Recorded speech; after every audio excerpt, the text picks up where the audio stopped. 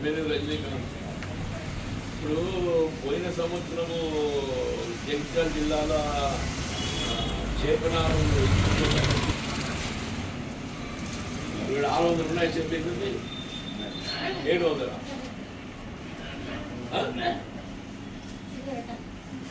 చిన్న చెరువుల పెద్ద చెరువు ఉండదు సార్. చిన్న కుంటర్లకేమో చిన్న నారు వస్తారు, పెద్ద కొంచెం పెద్ద పిల్లలు వస్తారు. అది నిజమే సార్.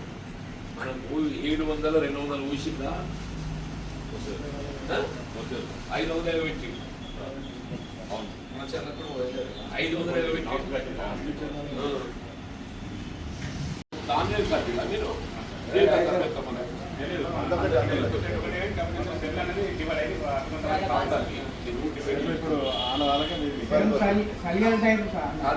చలిగాల 2 కట్టుకున్నారు చూడు, అదే పద్ధతి. దాంట్లో మన సబ్జెక్ట్ మన సబ్జెక్టు ఎంత ఉంటుంది? మీ 40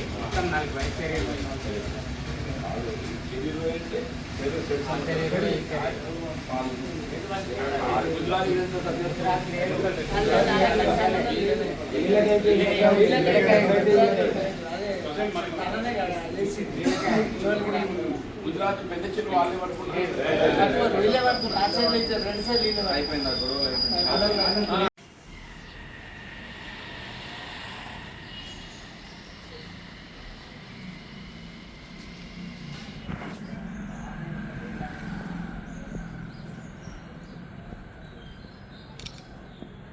వాస్తవంగా కులవృత్తిపై ఆధారపడి జీవనం మనకు ప్రధానము.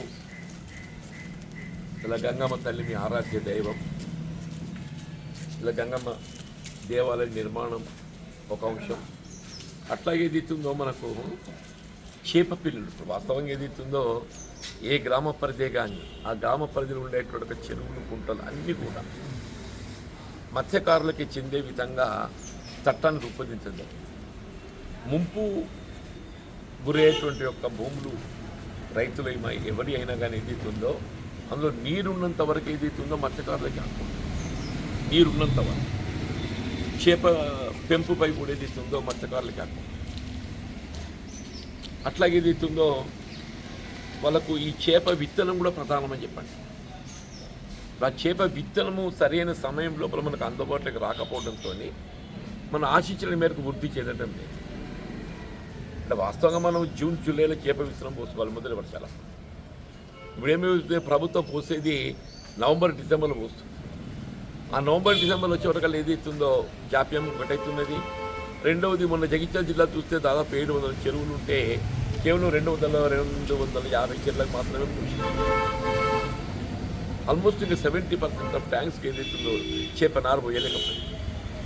అందుకని మొదటికెళ్ళి కూడా ప్రభుత్వానికి ప్రతిపాదించేది నివేదించేది మీరు వీళ్ళ మత్స్యకారులను ఆదుకోవటానికి వరకు ఏ చేప విత్తనం నారు కల్పించాలని చెప్పిన భావిస్తున్నారో ఆ చెరువు శిఖం ముంపు పరిధి ఎంత ఉంటే ఆ ముంపు పరిధిని పరిగణలోకి తీసుకొని దానికి అనుగుణంగా ఏదైతుందో ప్రభుత్వం అందించేటువంటి ఒక రాయితీ నగదు రూపంగా ఇచ్చినట్టయితే ఈ మత్స్య పారిశ్రామిక సహకార సంఘాలు వాళ్ళు కొనుక్కుంటారు. మేమైపోయింది ప్రభుత్వం సప్లై చేసేది జాప్యమవుతుంది. అదొరదాకా మనం ఆగలేము.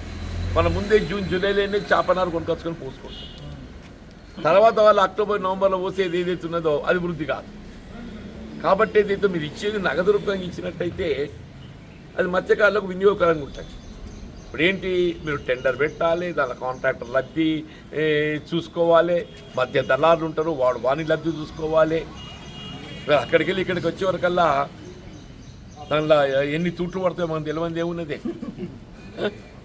కాబట్టి మరి నేను ప్రభుత్వానికి నేను నివేదిస్తున్నా, ఇలా మత్స్యకారులకు ఎక్కడైనా కానీ చేప నారు ప్రభుత్వం కల్పించాలని చెప్పని భావిస్తున్నదో ఆ చేప నారు దాని విలువ ఏదైతుందో నగదు రూపేణ మత్స్యకార సహకార సంఘాలకు కల్పిస్తే వాళ్ళు దాన్ని పూర్తి స్థాయి లోపల ఏ విధమైనటువంటి ఒక దుబారా కాకుండా వినియోగం చేసుకునేటువంటి అవకాశం ఉంటుంది. ముఖ్యంగా అల్లీపూర్ చెందినటువంటి గంగపుత్రులు ఈరోజు గంగమ్మ గుడి నిర్మాణం కొరకు ఏదైతే వాళ్ళు సొంత నిధులతో నిర్మాణం చేసుకోవాలని చెప్పి భావిస్తున్నారు. ఎందుకంటే ప్రభుత్వంకి వెళ్ళి రావడం లోపల విధి విధానాలు కొంత ఇబ్బందులు ఎదురవుతున్న దృష్ట్యా ఆ గ్రామస్తుల సహకారం ఇక్కడ ఏదో గంగపుత్రులు గంగమ్మ గుడి అంటే కేవలం గంగపుత్రులనే కాకుండా అల్లిపురు గ్రామంలో ఒక గొప్పతనం ఏంటంటే అన్ని కులాల వారు కూడా ఏదైతే ఇప్పుడు గంగపుత్రులు తోడు చేస్తున్నారు. అది నేను అందరినీ కూడా అభినందిస్తున్నా.